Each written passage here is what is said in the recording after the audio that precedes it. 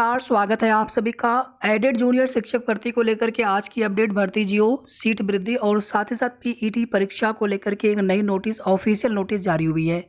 Junior added शिक्षक भर्ती को लेकर के कोई भी नई अपडेट नहीं है और जो भी साथी यहाँ पर अगर आप इस उम्मीद में अगर आप वीडियो देख रहे हो कि कोई नई अपडेट यहाँ पर मिलेगी तो आपसे हमारा निवेदन है कि आप वीडियो को यहीं से स्किप कर सकते हैं।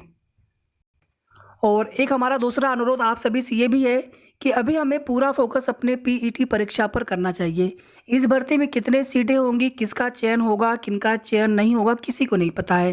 तो इसलिए अभी हमारा जो पूरा फोकस है पीईटी एग्ज़ाम पर होना चाहिए। कम से कम आने वाले समय में यूपी ट्रिपल से जो भी नई भर्तियां आए, अगर यहाँ पर हमारा परसेंटाइल अच्छा होता है तो हम वहाँ पर कम से कम मेंस के लिए फॉर्म तो भर पाएंगे, अप्लाई तो रहेंगे।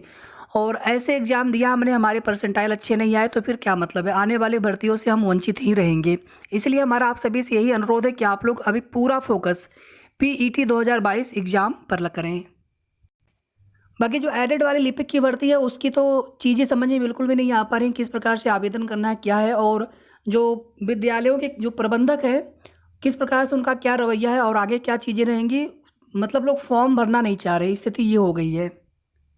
और एक तो पदों की संख्या 280 केवल, और इतने सारे विद्यालय की लिस्ट लेकर के हम लोग क्या करेंगे। रिक्तियाँ होनी चाहिए, प्रदेश स्तर से एक भर्ती परीक्षा होनी चाहिए थी, या फिर जैसे भी मेरिट बनना चाहिए था, स्टेट लेवल पे ऑनलाइन आवेदन होने चाहिए थे, एक ही आवेदन करें हम लोग, ऐसा होना चाहिए था। खैर जो भी है, यहाँ पर देखिए पीईटी 2022 को लेकर के एक नोटिस जारी हुआ है। इसमें केवल लखनऊ में एक परीक्षा केंद्र है, बालिका विद्या निकेतन इंटर कॉलेज, बाला कदर रोड, केसर बाग, लखनऊ। ये जो परीक्षा केंद्र जिनका भी रहा होगा पहले, तो अब आपका नया परीक्षा केंद्र ये होगा NKM public inter college, block B, sector 9, Vrindavan योजना आवास विकास कॉलोनी, लखनऊ। परीक्षा केंद्र कोड सेम रहेगा। अगर आपने पहले एडमिट कार्ड डाउनलोड ना किया हो, इस परीक्षा केंद्र के जितने भी अभ्यर्थी होंगे दोनों दिन में और दोनों ही शिफ्ट में, अलग अलग चारों शिफ्ट में मिला करके, तो आप अपना नया परीक्षा के लिए प्रवेश पत्र जरूर डाउनलोड कर लीजिएगा। जूनियर एडेड शिक्षक भर्ती को पूरी कराने के लिए जल्द जियो और साथ ही साथ सीट वृद्धि के लिए लगातार कोशिश होती रहती है। वर्किंग डे में कभी अधिकारी मिलते हैं, कभी नहीं मिलते हैं, कभी कोई आश्वासन मिलता है, कभी कोई आश्वासन नहीं मिलता है, उसी तरह से चीज़ें बता दी जाती हैं। और अभी फ़िलहाल में कोई भी ऐसी हम लोग एक्सपेक्टेड यहाँ पर चीज़ें नहीं मान के चल सकते हैं कि कब तक भर्ती का जियो आ सकता है या फिर कब तक भर्ती प्रोसेस शुरू हो सकती है, कब तक बोरी हो सकती है। भर्ती जियो आने के बाद फिर आगे हमें नहीं लग रहा है कि आगे फिर कोई भी दिक्कत होनी चाहिए। भर्ती जियो के साथ शेड्यूल भी आएगा तो उसके बाद फिर उसी के हिसाब से सारी प्रोसेस होंगी। अगर शेड्यूल नहीं आया, केवल भर्ती जियो आया, फिर तो आगे नियुक्ति के लिए भी हो सकता है संघर्ष करना पड़े मेरिट लिस्ट के लिए। लेकिन अगर भर्ती जियो के साथ सब कुछ क्लियर हो गया और सरकार की मंशा है, जब वो जैसे चाहेंगे, सीट वृद्धि वाला भी वही मामला है, हम लोग अपना प्रयास कर सकते हैं। बाकी सब कुछ सरकार के हाथ में है। अगर वो सीट वृद्धि करना चाहेंगे तभी यहाँ पर सीट वृद्धि होगी।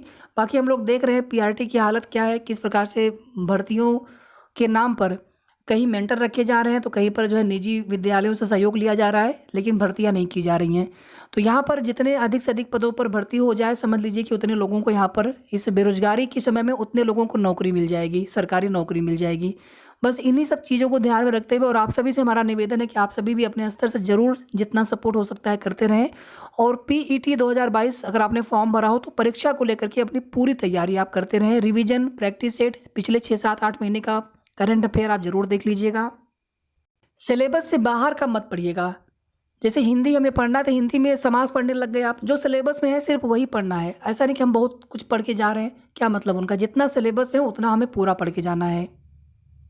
ग्राफ तालिका वाले प्रश्न तो गलत होने ही नहीं चाहिए। ग्राफ तालिका आप अगर अच्छे से देख लिए तो उसमें केवल कैलकुलेशन है, टाइम टेकिंग लगता है, लेकिन उसमें कोई प्रश्न गलत होना ही नहीं चाहिए। रीजनिंग मैथ भी बहुत आसान आते हैं। दिक्कतें तो बस थोड़ी बहुत जो आपका जीएस वाला पार्ट है, शुरू में 20 प्रश्न है और बाद के जो फिर जीके और करंट अफेयर वाले, इन्हीं जो है 30-40 प्रश्नों में अगर आप अच्छा कर लेते हैं तो एक अच्छा स्कोर आप 70-75, कम से कम 80 तक का टारगेट कम से कम।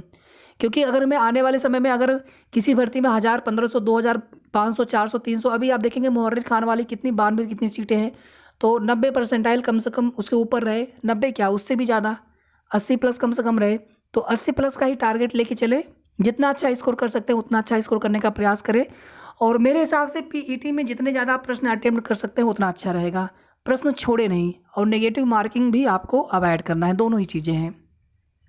वीडियो को आप सभी प्लीज़ लाइक शेयर कर दिया करें। साथ ही साथ अगर आपने अभी तक चैनल को सब्सक्राइब न किया हो तो ज़रूर सब्सक्राइब कर लीजिए। धन्यवाद।